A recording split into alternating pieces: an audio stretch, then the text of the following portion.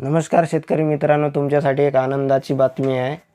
नोंदणीकृत शेतकऱ्यांना धानाचा बोनस मिळण्यास सुरुवात झालेली आहे। पाहू शकता तुम्ही या व्हिडिओच्या माध्यमातून।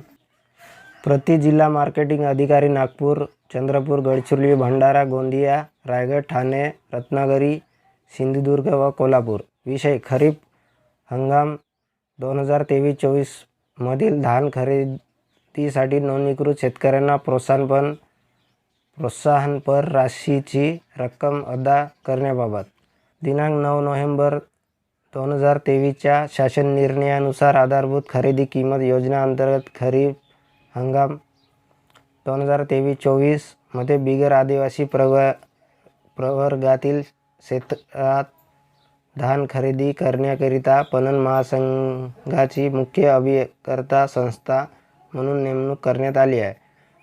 त्यानुसार 26 फेब्रुवारी 2024 च्या शासन निर्णयानुसार किमान आधारभूत खरेदी योजनेअंतर्गत खरीप पणन हंगाम 2023-24 मध्ये केंद्र शासनाने मंजूर केलेल्या हमीभावा व्यतिरिक्त योजनेअंतर्गत नोंदणीकृत शेतकऱ्यांनी धान खरेदी विक्री केली असो किंवा नसो, धान उत्पादनाकरिता त्याच्या धान लागवडीखालील जमीन धोरणेनुसार प्रति हेक्टरी 20,000 याप्रमाणे 2 हेक्टरच्या मर्यादेत प्रोत्साहनपर राशी अदा करण्यास शासनाची मान्यता देण्यात आलेली आहे।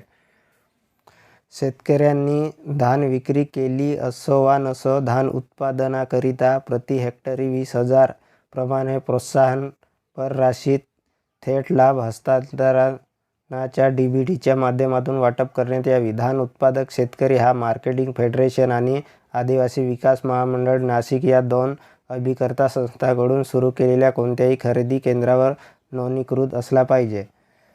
मित्रांनो, बोनस सोमवारपासूनच शेतकऱ्याच्या खात्यात जमा होण्यास सुरुवात झालेली आहे। पाहू शकता मित्रांनो, 30 तारखेला 30/3/2024 ला जमा झालेली आहे। Transfer by Maharashtra state. अशा प्रकारे आपल्या शेतकरी मित्रांना शेअर करा। धन्यवाद मित्रांनो।